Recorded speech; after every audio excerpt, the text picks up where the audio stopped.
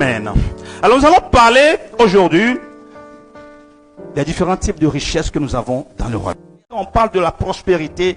La première idée que nous avons, c'est l'argent. Mais peut-être vous serez choqués ce soir d'apprendre que l'argent n'est même pas la première richesse que Dieu nous donne. J'ai énuméré ici 5 types de richesses et l'argent c'est la dernière richesse. Non pas que l'argent ne fait pas partie, mais l'argent c'est la dernière richesse.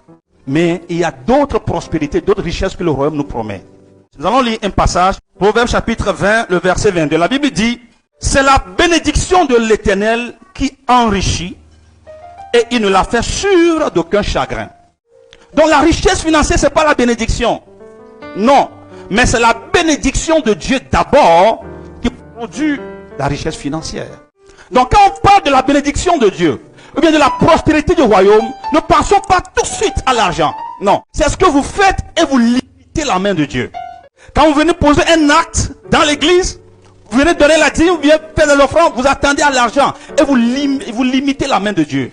Parce que vous ne vous attendez pas à autre chose que à l'argent. Donc aujourd'hui, nous allons découvrir que la bénédiction de Dieu a plusieurs dimensions. Et vous devez vous ouvrir votre esprit, votre compréhension à ces bénédictions, afin que ces bénédictions puissent venir migrer vers vous. Parce que ce que tu vois et ce que tu arrives à voir, c'est ce que tu possèdes. Un second passage, 3 Jean chapitre 1, verset 2. Bien-aimé, je souhaite que tu prospères à tous égards et sois en bonne santé comme prospère l'état de ton âme. Que tu prospères comment? À tous égards. Ça veut dire qu'il y a plusieurs prospérités. Est-ce que vous comprenez? Tu dois prospérer à tous égards. Les 5 dimensions de richesse que nous allons voir ce soir, tu dois être déterminé, dire je dois expérimenter ces 5 dimensions de richesse. Je ne raterai aucune d'entre elles. Et tu dois cultiver ta foi en conséquence. Donc nous devons prospérer comment? Pas seulement dans un seul domaine, mais dans tous les domaines, à tous. Dites que je serai prospère dans tous les domaines. Qu'il en soit ainsi pour toi au nom de Jésus. Alors il y a quelque chose que l'on appelle les richesses véritables et les richesses injustes. Il fallait que nous comprenions aussi ça avant de commencer par énumérer les différentes dimensions de richesse. Luc chapitre 16, versets 10 à 11. Celui qui est fidèle dans les moindres choses l'est aussi dans les grandes. Et celui qui est injuste dans les moindres choses l'est aussi dans les grandes. Si donc vous n'avez pas été fidèle dans les richesses injustes, qui vous confiera les véritables. Celui qui est injuste dans les moindres choses sera aussi injuste dans les grandes choses. Avant que le ciel ne te bénisse, il va d'abord peser ton cœur pour voir est-ce que au moins ce qui te donne aujourd'hui, tu es juste dedans. Tu es fidèle dedans. Raison pour laquelle beaucoup ne sont pas bénis. Mais tu vas bien comprendre. Et tu sauras maintenant comment te positionner pour que la prospérité puisse envahir ta vie et ta maison au nom de Jésus. Le dernier verset nous dit, si donc vous n'avez pas été fidèle dans les richesses injustes, qui vous confiera les véritables. Ça veut dire qu'il y a encore plusieurs richesses. Ce verset vient encore nous confirmer qu'il y a plusieurs richesses. Et il y a certaines catégories de richesses que le ciel appelle les richesses injustes. Et il y a d'autres richesses qui sont comment? Les richesses véritables. Et la plupart des temps, les chrétiens ne connaissent que les richesses injustes, c'est-à-dire l'argent. Qu'est-ce que la Bible appelle les richesses injustes? C'est l'argent. L'argent est bon, mais Dieu considère l'argent comme une richesse injuste. Pourquoi? Parce que l'argent peut se trouver partout et peut être acquis par tous les moyens.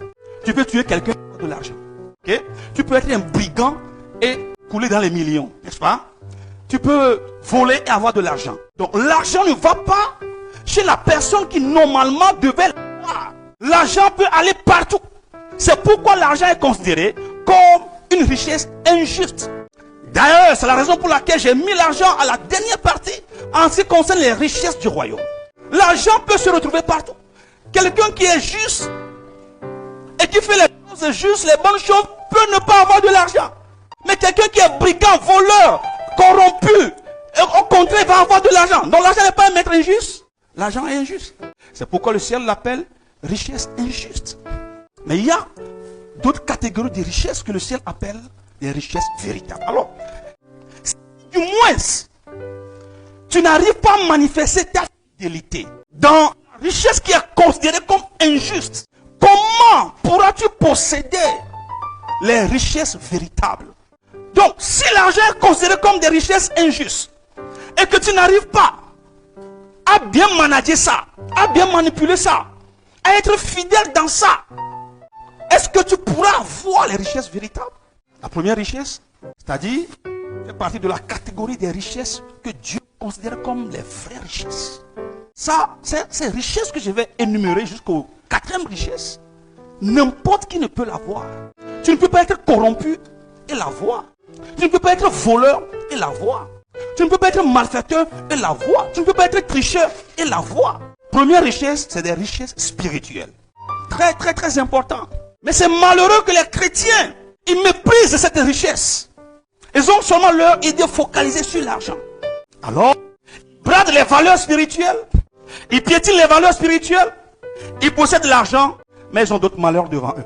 Parce que c'est la bénédiction de Dieu qui enrichit et qui nous fait suivre de cœur. On m'a raconté l'histoire de quelqu'un la dernière fois qui a acheté même un jet privé et qui ne l'a même pas conduit. Il est mort. Histoire vraie. Il a des richesses injustes. De quelle manière il s'est les procurer? Dieu seul sait. Il a vécu dans l'abondance, certes. Mais il est mort. Vous comprenez maintenant que l'argent est une richesse injuste. Mais l'argent entre les mains d'un enfant de Dieu, né de nouveau, sera bien utilisé. Sera une bonne richesse. C'est pourquoi la première richesse que tout enfant de Dieu doit poursuivre de tout son cœur, de toute son âme, de tout son esprit, c'est la richesse spirituelle. Être né de nouveau. C'est quoi la richesse spirituelle? Être né de nouveau. Avoir la crainte de Dieu. Vivre dans l'obéissance. C'est pas donné à n'importe qui. Hein?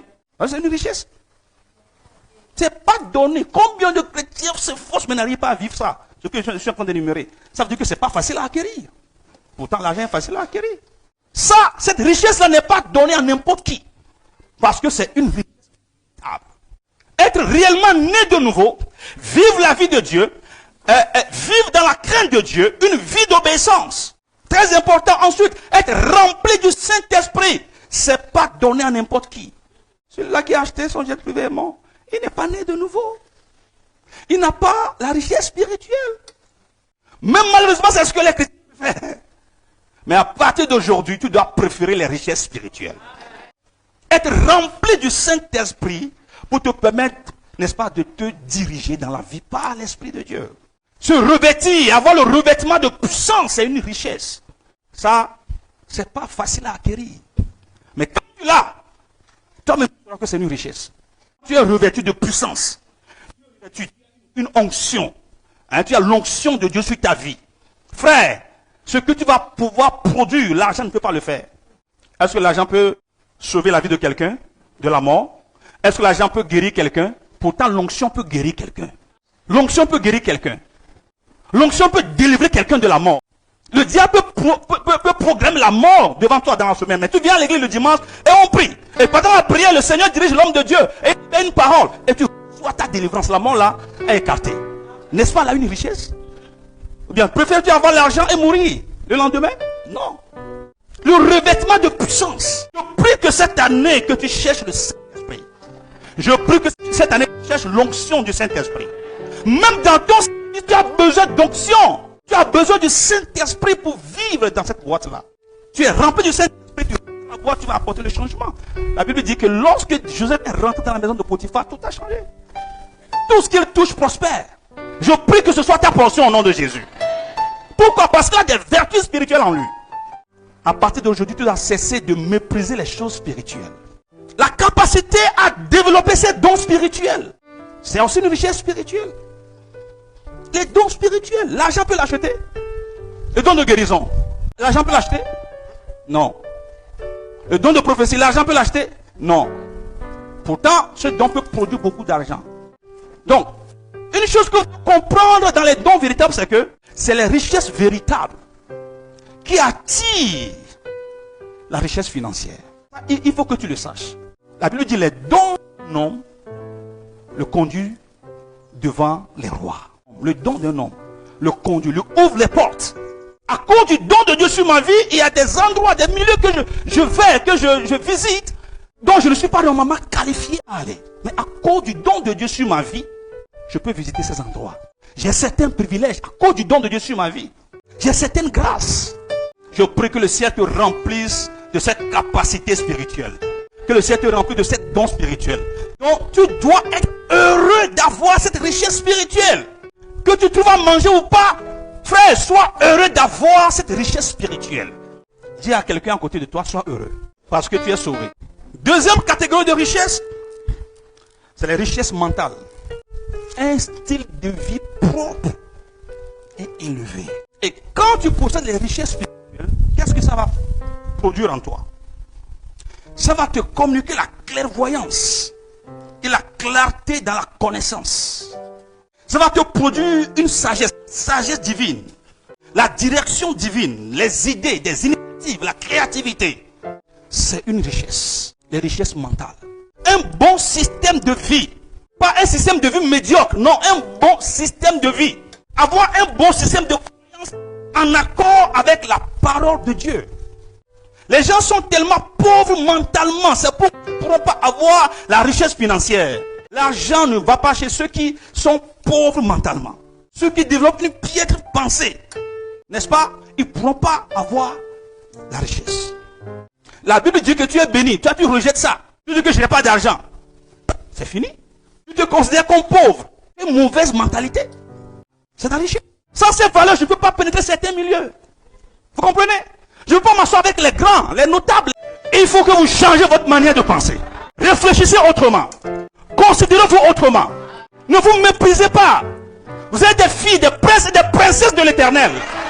Je dis, vous êtes des princes et des princesses de l'éternel. Vous n'êtes pas n'importe qui. C'est ce qu'on devait développer. Est-ce qu'on est d'accord? C'est ce que vous devez développer et accepter. Quelqu'un vous dit le contraire, il faut le quitter. Donc, avoir un bon système de pensée en accord avec les Écritures. Quand la parole de Dieu te dit quelque chose, accepte-le dans ta pensée. Tu rejettes ça, tu ne trouveras pas la concrétisation de cette chose-là.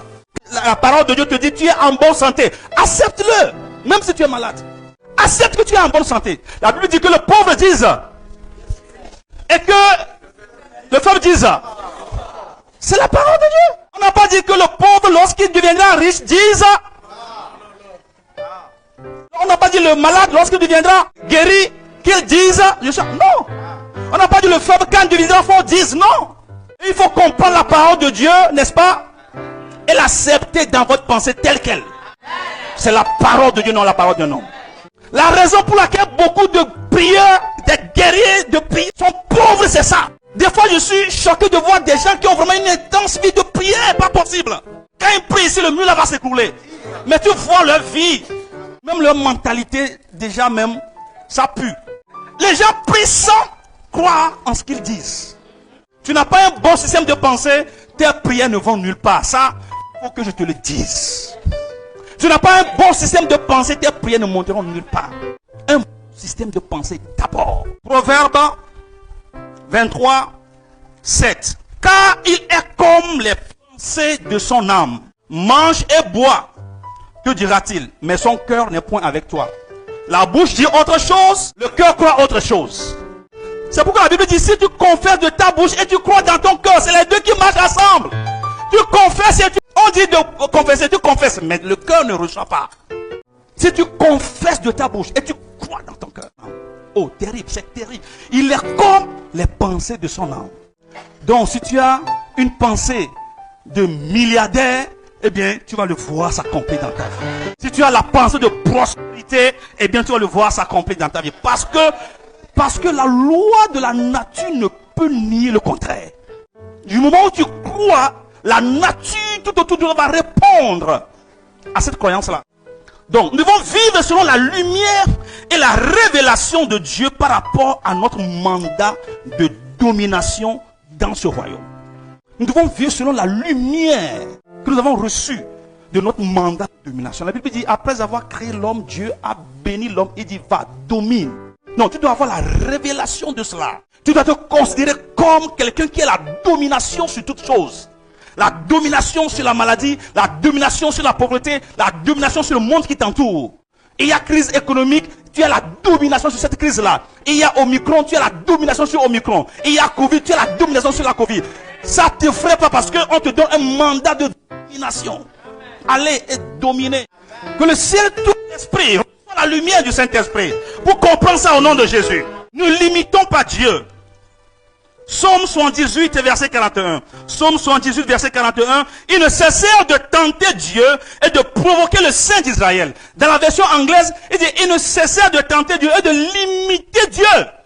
On parle du peuple d'Israël. Et ils ont tenté Dieu. Et ils ont mis Dieu en colère. Ils ont provoqué la colère de Dieu en faisant quoi? En limitant les capacités de Dieu. Ce qui fait que la terre promise qui doit prendre 40 jours pour aller, ils ont pris 40 ans pour aller. Juste parce que ils ont limité les capacités de Dieu. À cause du mauvais système de pensée. Parce que c'est notre pensée qui alimente notre foi. C'est notre pensée qui alimente notre foi. Troisième richesse. Richesse physique. On dit, bien-aimé, je souhaite que tu prospères à tous égards et sois en bonne santé comme prospère l'état de ton âme. Donc nous devons être comment? En bonne santé. Donc la santé, c'est une richesse. Si tu l'as, il faut vraiment glorifier Dieu. Si tu n'es jamais tombé malade, c'est en ce moment que tu vas mépriser la santé. Il faut aller demander à ceux qui sont malades. La santé, c'est une grâce. Donc tu ne peux pas avoir la santé et puis te plaindre. Que le ciel te communique une bonne santé au nom de Jésus. Reçois la santé divine maintenant. Je ne dis pas reçois la guérison, je dis reçois la santé divine. Ça veut dire que tu ne tomberas plus malade. Ça, ce que tu dis là. Les gens n'ont pas accepté. Il y a certains qui ont dit Amen, mais n'ont pas accepté. La bouche a dit Amen, mais le cœur, comment est-ce qu'on peut vivre? Je dis reçois cette santé divine. C'est une richesse. Je préfère avoir la santé et ne pas avoir d'argent que de vouloir le contraire. Mais dès que j'ai la santé, l'argent va venir. C'est juste pour vous amener à comprendre que l'argent n'est pas la priorité. Il y a d'autres choses qu'il faut vraiment prioriser. Et quand vous travaillez ces choses-là, l'argent peut venir maintenant. L'argent répond à quelque chose. C'est pourquoi on donnera à celui qui en a déjà. Tu as la santé, la richesse spirituelle, tu as la richesse mentale, tu as la richesse. On va te donner, l'argent va venir. La richesse physique, c'est la santé divine. Avoir la protection divine. Avoir une longue vie. Je prie que le ciel libère sur toi la protection de Dieu. La protection divine. Une sœur a témoigné le 31 que quelqu'un voulait l'agresser. Quand elle a commencé par parler en langue, la personne, sa main a commencé par trembler. Le couteau est tombé. C'est ça. C'est la protection divine. Si elle n'avait pas cette richesse spirituelle, on allait la tuer. Et puis c'est 10 milliards qu'elle a dans son compte. Mais le voilà mort. Donc c'est l'argent qui a quelque chose? Non. D'abord des richesses spirituelles. Reçois ta portion maintenant. Ésaïe 65, verset 20. Ésaïe 65, verset 20. Il n'y aura plus ni enfant ni vieillard qui n'accomplissent leur jour. Tu vas accomplir leur jour au nom de Jésus. Car celui qui mourra à 100 ans sera jeune. Je prophétise la parole de Dieu dans ta vie maintenant. Si tu meurs jeune, ce sera à 100 ans, pas moins. Je prophétise que si tu meurs jeune, ce sera à 100 ans, pas moins. Au nom de Jésus. Et le pécheur âgé de 100 ans sera maudit. Et celui qui n'aura pas la richesse spirituelle, s'il vit jusqu'à 100 ans, c'est qu'il est maudit. Vous allez voir, sa vie sera remplie d'horreur et de souffrance. Pourquoi? Il n'a pas la richesse spirituelle. Mais un enfant de Dieu âgé de 100 ans sera béni, rassasié de jour. Verset 22. Ils ne bâtiront pas de maison pour qu'un autre les habite. Tu ne vas pas travailler et mourir. Quelqu'un d'autre va venir. Je refuse ça. Je maudis cet esprit dans ta vie. Tu construis ta maison, tu vas vivre dedans. Tu construis ton entreprise, tu vas vivre, tu vas jouir de ça. Ils ne bâtiront pas des maisons pour les habiter. Ils ne planteront pas des vignes pour qu'un autre en mange. Dis amen sur ça. Ils ne planteront pas des vignes pour qu'un autre en mange. Dis amen sur ça. Car les jours de mon peuple seront comme les jours des arbres. Et certains arbres, ils sont là avant la naissance de ton père. Mais ils sont toujours là. Vrai ou faux? Ainsi sera ta vie. Je dis ainsi sera ta vie. C'est la parole de Dieu qui le dit. C'est pas moi qui le crée. Croyez, je vous en prie, croyez à la parole. Nous sommes dans un monde de rêve. Rêve. Pas de limite à ton rêve. Rêve tout. Rêve tout. Tout. Je dis tout. Pas de limite. Alors, la Bible dit, car les jours de mon peuple seront comme les jours des arbres. Et mes élus jouiront de l'œuvre de leurs mains. Dis amen fort. Verset 23. Ils ne travailleront pas en vain. Ils n'auront pas des enfants pour les voir périr. Tu ne vas pas enterrer ton enfant. Jamais. Je dis, tu ne vas pas ton enfant. Tu vas d'abord grandir, dépasser tes 100 ans. Après, ton enfant va t'enterrer. Voilà. C'est ça la parole de Dieu. C'est ça la parole de Dieu. Si quelqu'un te dit le contraire, rejette-le. Même si un ange descend du ciel pour te prêcher le contraire, qu'il soit anathème. Qu'il soit anathème. Je refuse ça au nom de Jésus. J'ai vu des parents enterrer leurs enfants. Ça ne passera pas par moi. Jamais. Ça, c'est une malédiction. Donc, ils ne travailleront pas en vain. Ils n'auront pas des enfants pour les voir périr. Car ils formeront une race bénie de l'Éternel. Et leurs enfants seront avec eux. Tu vas manger dans les mains de ton enfant. Tes enfants vont prendre soin de toi. Au nom de Jésus. Les richesses relationnelles. Amen. Luc chapitre 2 verset 52. Luc chapitre 2 verset 52. Et Jésus croissait en sagesse, en stature et en grâce devant Dieu et devant les hommes. Donc Jésus a une grâce spéciale devant Dieu, mais aussi il a une grâce devant les relations. Viens avec moi les relations. Les relations sont des bénédictions que Dieu envoie dans notre vie à un moment donné de notre existence. Un homme de Dieu a dit, ce que l'argent peut acheter, les relations peuvent l'acheter. Je ne serai pas ici aujourd'hui si je n'ai pas de bonnes relations. Donc les relations, c'est une richesse. Il y a des gens qui envoient dans ta vie, c'est une bénédiction pour toi. Donc, il faut développer une bonne relation avec Dieu. C'est ça qui t'attire la grâce et la faveur dans ta vie. Une bonne relation avec ta famille. Une bonne relation avec ta femme. Une bonne relation avec tes enfants. Ça commence là. Tu ne peux pas être béni si ton foyer est un ring. L'argent ne reste pas dans ce genre d'atmosphère. Ta relation avec des personnes que Dieu envoie dans ta vie. La Bible dit Jésus a trouvé grâce auprès des hommes. Jésus, le Fils de Dieu. Il a besoin de qui? Non, est-ce qu'il a besoin de quelqu'un? Mais il dit, il a trouvé grâce. Pendant qu'il grandissait, il trouvait grâce auprès de Dieu. C'est la portion de quelqu'un au nom de Jésus. Tu seras parmi les grands. David dit, ta parole me rend plus sage que mes professeurs. Ta parole me rend plus instruit, plus sage que mes maîtres.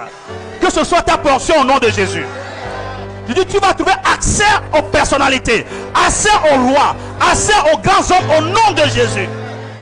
C'est pourquoi ne minimise pas, ne méprise pas les relations. Celui qui est assis à côté de toi aujourd'hui, tu le méprises aujourd'hui, demain tu seras étonné. Parce qu'aujourd'hui, il n'a pas d'argent. Comme toi, tout ce que tu connais, c'est l'argent seulement que tu connais. Les relations sont une richesse. C'est Dieu qui envoie certains hommes, certaines femmes dans ta vie. Ne les méprise pas. Traite-les bien. Peu importe ce qu'ils sont aujourd'hui, traite-les comment? Exode 3, 21. Je ferai même trouver grâce à ce peuple aux yeux des Égyptiens. Je ferai même trouver grâce à ce peuple aux yeux des Égyptiens. Et quand vous partirez, vous ne partirez point à vide. Et Dieu parle au peuple d'Israël. Je vais faire de sorte que vous allez trouver grâce aux yeux des Égyptiens. De sorte que le jour où vous allez quitter l'Égypte, vous n'allez pas quitter les mains vides. Vous allez quitter les mains remplies. C'est comme ça qu'ils ont quitté l'Égypte avec l'or, l'argent, beaucoup de choses. Alors, dernière richesse. Les richesses financières et matérielles. Ça, c'est pas compliqué. Nous connaissons tous l'argent et ses accessoires. C'est juste le fait d'avoir des moyens financiers, la capacité financière, bâtir des choses dans ce monde et jouir véritablement de ta bénédiction financière. Et c'est la dernière richesse. Je ne dis pas qu'elle est mauvaise, non. Dieu dit l'or et l'argent m'appartiennent, n'est-ce pas? Donc Dieu s'intéresse à l'argent. C'est pourquoi nous devons avoir de l'argent. Sauf que, quand tu t'attends à la bénédiction de Dieu, que ta tête ne soit pas juste limitée sur l'argent. Quand tu poses un acte dans la maison de Dieu, quand tu paies ta dîme, quand tu fais tes offrandes, ne te limite pas à l'argent. Parce qu'à travers ces actes, Dieu va te donner des idées. La faveur, Des opportunités vont s'ouvrir à toi et tout. Des fois, je me réveille comme ça, je me réveille juste comme ça, avec une idée. Quant à la manière d'organiser les choses, de faire les choses, juste comme ça. C'est la grâce de Dieu. Est-ce que vous comprenez? Je prie que Dieu te donne des idées. Je prie que Dieu ouvre les portes devant toi. Je prie, Seigneur, pour des ouvertures dans la vie de ton peuple. Levons, nous allons prier un peu.